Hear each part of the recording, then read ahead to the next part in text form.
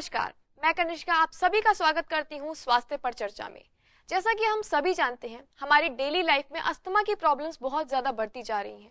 फिर चाहे वो क्लाइमेट चेंज की वजह से हो, एयर पोल्यूशन की वजह से या फिर बाय बर्थ।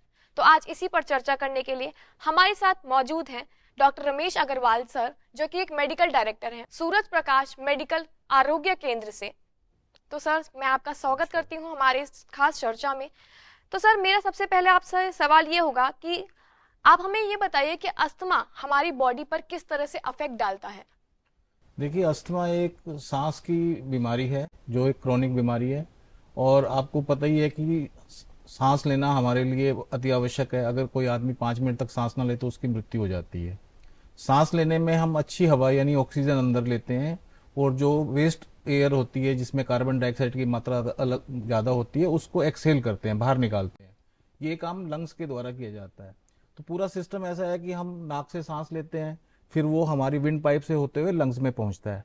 अगर इसमें कहीं भी रुकावट होएगी तो प्रॉब्लम आ जाएगी। अस्थमा एक ऐसी बीमारी है जो जितने भी एयर पैसेजेज हैं, जैसे ट्रेकिया है, ब्रोंक्यूल्स वगैरह हैं, उनमें स्वेलिंग आ जाती है। स्वेलिंग की वजह से रास्ता नैरो हो जाता है और एयर फ्लो को ऑब्स्ट्रक्शन मिलता है। तो ये रेस्पिरेशन को बहुत बुरी तरह से अफेक्ट करता है।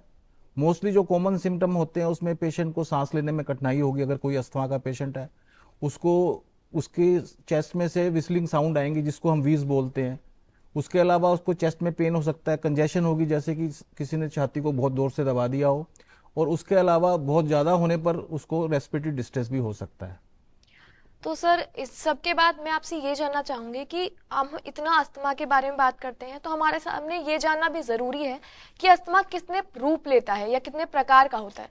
देखिए, अस्थमा को एक कैटेगराइज कर सकते हैं हम सेवेरिटी के हिसाब से, कि माइल्ड अस्थमा है, मॉडरेट अस्थमा है, सीवियर है, या फिर एक बहुत ही इमरजेंसी होती है जिसको स्टेटस एस्थमेटिकस कहते हैं, जिसमें कि हॉस्पिटल में पेशेंट को दाखिल करना पड़ता है।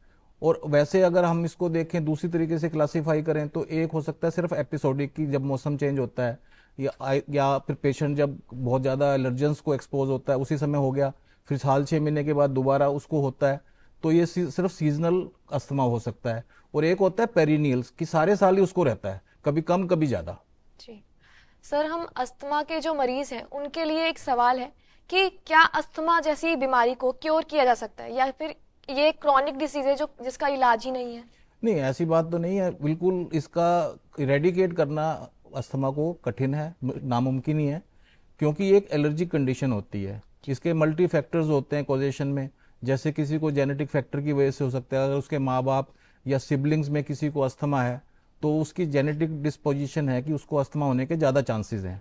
इसी प्रकार एलर्जी होती है, किसी भी तरह की एलर्जी हो सकती है, एयरबॉर्न एलर्जी हो सकती है, या केमिकल से हो सकती है, मौसम बहुत ज़्यादा वर्ष हो तब हो सकती है, या खाने पीने से भी एलर्जी हो सकती है। तो उसके कारण से ये बीमारी जो है एग्जर्बेट हो जाती है, उस समय एक्यूट इसका अटैक हो जाता है। तो अटैक को हम कंट्रोल कर सकते हैं, और अटैक की फ्रीक्वेंसी को भी दवाइयों से कंट्रोल कर सकते हैं। आजकल ट्रीटमेंट बहुत रिवोल्यूशनाइज हो गई है, बड़ी मॉडर्न दवाइयां आ गई हैं जिनके मिनिमम साइड इफेक्ट हैं, तो उसकी वजह से वी कैन कंट्रोल इट। और पेशेंट को इस तरह से रख सकते हैं कि कभी बहुत थोड़ा सा कभी अटैक हो गया तो वो घर पे ही मैनेज कर ले। जी सर, जैसे कि आपकी इन चीज़ों में एक्सपर्टीज है, तो मैं आपसे इसी बीच ये भी जानना चाहूंगी कि क्या कुछ इसके बीच में डेवलपमेंट्स आई हैं, न्यू डेवलपमेंट्स हुई हैं इस फील्ड में अस्थमा को लेकर, या फिर देखिए, कुछ नई अस्थमा टेक्नोलॉजी। तो क्योंकि सिंस आदिकाल चली आ रही है, जी और बहुत इस पे खोज हुई है, बहुत तरह के इलाज इसके खोजे गए हैं। और नॉर्मली आज से 25-30 साल पहले की अगर बात करें, जब मैंने प्रैक्टिस शुरू की थी अपनी, तो उस समय ज़्यादा जोर खाने की दवाइयों पर रहता था। जी और खाने की दवाइयों में एक तो जो हमारे सांस की नालियों को खोलते हैं, यानी उनको ब्रोंकोडायलेटर बोलते हैं, एक वो तरह की दवाइयाँ होती हैं। दूसरा फिर जो, क्योंकि एलर्जी की वजह से जो पेशेंट की स्वेलिंग आ जाती है एयरवेज में, तो वो मेन कारण जो होता था इन्फ्लामेशन उसको बोलते हैं, उसको कम करने के लिए स्टीरॉयड यूज किए जाते थे। जी तो ओरल स्टीरॉयड किए जाते थे, उनका बहुत ज़्यादा साइड इफेक्ट होगा। पुराने ज़माने में जो अस्थमा के पेशेंट होते थे क्रोनिक, उनका इतना मुंह बहुत ज़्यादा उसमें फैट जमा हो जाता था, उनकी रेजिस्टेंस इतनी कम हो जाती, हाइपरटेंशन हो जाती थी उनको, या फिर डायबिटीज़ भी हो सकती थी स्टीरॉयड की वजह से। तो अभी जो लेटेस्ट चीज़ें आई हैं सारी, उसमें स्टीरॉयड जो है वो एमडीआई के माध्यम से, यानी मीट्रिक डोज इनहेलर्स हमारे पास होते हैं, या स्पेसर्स के साथ ले सकते हैं, उससे वो बहुत कम मात्रा में हम स्टीरॉयड देते हैं, जिससे कि वो उसको कोई साइड इफेक्ट ना हो और बीमारी पूरी तरह से कंट्रोल हो जाए। तो ये एक रिवोल्यूशन है कि मेडिसिन में, ट्रीटमेंट में इसके, कि हम इनहेलेशनल जो स्टीरॉयड देते हैं वो एक बहुत बड़ी सक्सेस स्टोरी है। उससे पेशेंट को कोई साइड इफेक्ट नहीं होता और उसकी अस्थमा भी बहुत पूरी तरह से कंट्रोल हो सकती है। तो सर जैसे कि आपने बताया पहले हम खाने पे बहुत ज़्यादा जोर देते थे, तो और ये भी देखा जाता था कि पहले के ज़माने में अस्थमा की प्रॉब्लम्स इतनी नहीं होती थी। तो मैं आपसे ये जानना चाहूँगी कि हम लाइफस्टाइल में इस टाइम क्या चेंजेस कर सकते हैं जिससे हम अस्थमा को डील करें। हाँ, ये बहुत अच्छा सवाल है। देखिए, ऐसा है कि पहले भी अस्थमा तो काफ़ी होता था, पर क्योंकि डॉक्टर की अवेलेबिलिटी कम होती थी जी। तो अपने लेवल पर ट्रीट करते रहते थे। और एक कारण ये भी है, ये हाँ ये भी कह सकते हैं कि कुछ पहले से इसकी फ्रीक्वेंसी और इसकी इंसिडेंस बढ़ गई है, क्योंकि आजकल बहुत सारे जो लाइफस्टाइल चेंजेस हुए हैं हमारे रहने सहने में, उसकी वजह से भी अस्थमा जो है वो ज़्यादा होने लगी है। तो इसमें सबसे पहले तो यही है कि आजकल जो एटमॉस्फेयर है वो क्लीन नहीं है। पहले हवा में इतना पोल्यूशन नहीं होता था, अब हर मतलब आप सब जगह एक ही वे हम देखते हैं कि वो हमेशा हेल्दी से हमेशा ही खराब रहती है, और हेल्दी तो कभी कभी बारिश के बाद जब मौसम साफ होता है तभी देखने को मिलती है। तो एक बहुत बड़ा कारण ये है कि एलर्जेंस और जो हमारी जो एयर पोल्यूशन है, that is the main cause. वो हमारी अस्थमा को सीवियर भी बना देता है, उसको प्रेसिपिटेट भी कर सकता है और क्रोनिक भी बना सकता है। दूसरा, केमिकल्स बहुत आजकल यूज होते हैं, फैक्ट्रीज हैं। अब फैक्ट्रीज जो हैं वो हर शहर में आजकल फैक्ट्री हैं, उससे शहर को मतलब उस केमिकल्स को हम अवॉइड नहीं कर सकते। तो उसकी वजह से भी बहुत ज़्यादा इंसिडेंस अस्थमा की हो रही हैं। तो लाइफस्टाइल चेंज करने से, मतलब if we live a healthy lifestyle, तो उससे अस्थमा कंट्रोल करने में, इसका इलाज करने में भी आसानी होगी और इसकी इंसिडेंस भी कम होगी। जैसे आजकल हम लोग पैकेज स्नैक्स हैं बच्चे बहुत खाते हैं, तो उससे क्या होता है कि उसमें प्रिजर्वेटिव होते हैं।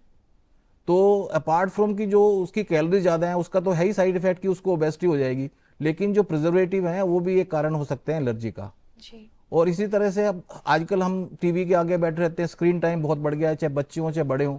तो उससे क्या होता है कि हमारा सिटिंग जो टाइम है वो बहुत बढ़ गया है, उससे हम एक्सरसाइज नहीं करते, एक्टिविटी बहुत कम हो गई है, उससे हमको ओबेसिटी होने का, ओवरवेट होने का चांस रहता है। तो ओबेसिटी, ओवरवेट, पोल्यूशन, ये जो चीज़ें हैं और अनहेल्दी खाना पीना, इसकी वजह से ये अस्थमा ज़्यादा बढ़ती जा रही है। और अगर हम ये चेंजेस ठीक कर लें कि हम रेगुलर एक्सरसाइज करें, अपनी बॉडी को फिट रखें, अगर बॉडी फिट होगी तो अस्थमा जो है वो भी कंट्रोल में रहेगी। जी। उसके अलावा खाना पीना ठीक रखेंगे तो एलर्जेंस को हम कम एक्सपोज होंगे। और अगर वातावरण साफ होगा तो मैं समझता हूँ कि हम अस्थमा को काफ़ी हद तक कंट्रोल कर सकते हैं। Healthy lifestyle is a must.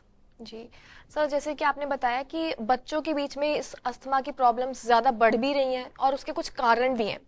तो मैं आपसे ये जानना चाहूँगी कि पेरेंट्स को आप क्या सलाह देना चाहेंगे कि वो अपने बच्चों को किस तरह से उनकी केयर करें ताकि अस्थमा की प्रॉब्लम उनके बीच में तो ना फैले कम से कम। नहीं, देखिए, अस्थमा को तो रोका तो नहीं जा सकता, खत्म तो नहीं किया जा सकता, लेकिन उसको कंट्रोल किया जा सकता है, जी। जैसे मैंने पहले बताया आपको।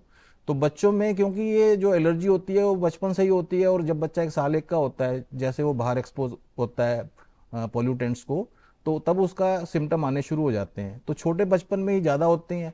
इसमें जैसे जैसे बच्चा बड़ा होता है तो सिवियरिटी थोड़ी बढ़ भी सकती है, कम भी कर सकती है। तो अगर पेरेंट्स एक तो ट्रीटमेंट जो प्रिवेंट करने की चीज़ें हैं उस पर ध्यान दें, जैसे मैंने अभी बताया कि बच्चों को फिजिकली एक्टिव रखें, उनको जंक फूड ना खाने को दें, पैकेज जो चीज़ें हैं, स्टोर्ड जो पैकेज जो चीज़ें होती हैं उनको मिनिमल कर दें खाना पीना, और रेगुलर एक्सरसाइज करें वो, तो उससे कुछ कम हो जाएंगी। और बाकी जैसे ही शुरू होता है उनको तो डॉक्टर को कंसल्ट करना चाहिए। कई बार लोग अपने ही लेवल पर इलाज करते रहते हैं, उससे बीमारी बढ़ जाती है, और फिर जब डॉक्टर के पास जाते हैं तो उस समय उनको काफ़ी परेशानी का सामना करना पड़ता है। तो डॉक्टर अगर शुरू में, क्योंकि एक ऐसी चीज़ है इसमें बहुत सारे फैक्टर हैं कंट्रोल करने में, तो पेरेंट की एजुकेशन, बच्चों की एजुकेशन, सारी चीज़ें बहुत इंपॉर्टेंट है इसमें बाकी बीमारियों के मुकाबले में। जी सर, जैसे कि हमारी बहुत फास्ट पेस लाइफ चल रही है, कुछ टाइम पे ये भी होता है कि जो अस्थमा के पेशेंट्स हैं वो कई बार इमरजेंसी में अपना इनहेलर्स वगैरह जो अस्थमा के इक्विपमेंट्स हैं वो लाना भूल जाते हैं। तो उस टाइम पे वो किस तरह से अपने आप की केयर कर सकते हैं जब उनको ये प्रॉब्लम हो। नहीं, देखिए, ये तो मैंने पहले बताया कि जो एपिसोडिक अस्थमा होती है, कभी कभी होती है साल में, उसमें तो पेशेंट आमतौर पे 2-4 दिन में ठीक हो जाते हैं, दवाई ले लेते हैं। लेकिन जो क्रोनिक अस्थमेटिक्स हैं, जिनको ज़्यादा बीमारी है, उनके पास आजकल मैंने बताया कि बेस्ट जो मेडिसिन है वो एमडीआई हैं, यानी कि मीट्रिक डोज इनहेलर्स। तो ये इसमें ऐसा होता है कि बहुत ही कम मात्रा में स्टीरॉयड होते हैं, और वो स्टीरॉयड भी बहुत आजकल एडवांसमेंट हो गई है उसमें, वो ऐसे हैं जिसमें कि बहुत कम साइड इफेक्ट होते हैं। तो ऐसे पेशेंट को तो अपना एमडीए साथ रखना चाहिए, जबकि उसको लग रहा हो कि मौसम खराब है, ऐसी जगह जाने वाला है जहाँ पे एडवर्स वेदर होगा, पोल्यूशन होने के चांसेस हैं, तो उनको साथ रखना चाहिए। उस समय अगर मान लो ऐसी चीज कभी सिचुएशन हो जाती है कि उसके पास नहीं है, तो फिर तो फौरन ही किसी हेल्थ सेंटर में या डॉक्टर से कंसल्ट करना पड़ेगा, ताकि वो जो नॉर्मल उसको एपिसोड हुआ है वो स्टेटस में ना कन्वर्ट हो, क्योंकि उसको मैनेज करने में तो बहुत टाइम लगेगा। जी। तो डॉक्टर से ही उसको करना पड़ेगा। बाकी ऐसे मरीजों को काफी पता होता है, डॉक्टर भी उनको समझा के रखते हैं, फैमिली मेंबर्स को भी पता होता है किस तरह का इनहेलर लेना चाहिए उनको, खाने की दवाइयां भी कौन कौन सी होती हैं वो भी उनको अपने पास रखनी चाहिए, ताकि इमरजेंसी में वो ले ले और उसके पश्चात फिर डॉक्टर को फॉलोअप में दिखा सकते हैं। जी सर, जैसे कि आपने भी बताया कि पोल्यूशन और क्लाइमेट के चेंज के कारण अस्थमा की प्रॉब्लम्स और ज़्यादा बढ़ रही हैं, तो इससे बचने के लिए हमें क्या स्टेप्स ले सकते हैं अस्थमा के पेशेंट्स बेसिकली? नहीं, देखिए, अस्थमा के पेशेंट का मैंने अभी आपको बताया भी था कि इसके अंदर ये है कि एक तो हम अपना लाइफस्टाइल ठीक रख सकते हैं। जी। भाई हम खाना पीना ठीक खाएं, पैकेज चीज़ें नहीं खाएं, जैसे बिल्कुल एक्सट्रीम बर्फ वाला पानी ना पिएं। जब मौसम बदलता है तब आमतौर पे अस्थमा होने के चांसेस ज़्यादा होते हैं, एक्यूट अटैक होने के चांसेस। तो चेंज ऑफ वेदर के साथ प्रिकॉशन लें। जी। भाई हम जैसे आजकल कोई टू व्हीलर पे जा रहे हैं तो बिल्कुल ठंडी हवा है या पोल्यूटेड एयर है, वो एक्सपोज होएगी, उससे हम एक्सपोज होंगे, तो उसके लिए प्रबंध करके रखें, मास्क लगा के रखें। अगर किसी बच्चे को है या कोई जब बहुत ज़्यादा पोल्यूटेड एयर होती है तब मास्क लगा के रखें, तो मास्क लगाने से उनको जो केमिकल्स हैं उसको वो मिनिमाइज कर पाएंगे अपने। और दूसरा, खाना पीना ठीक रखें अपना, और जो अच्छा आसपास का रहन सहन ठीक होना चाहिए, और अच्छी डाइट लेनी चाहिए। अच्छी डाइट का मतलब ये नहीं कि ज़्यादा कैलोरीज वाली डाइट लेनी चाहिए।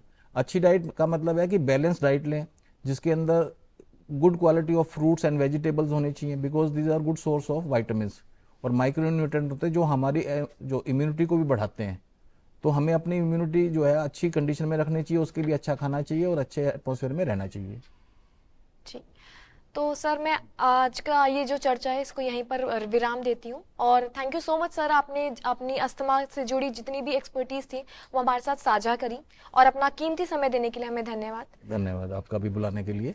तो ऐसी ही चर्चाओं के लिए बने रहे। धन्यवाद।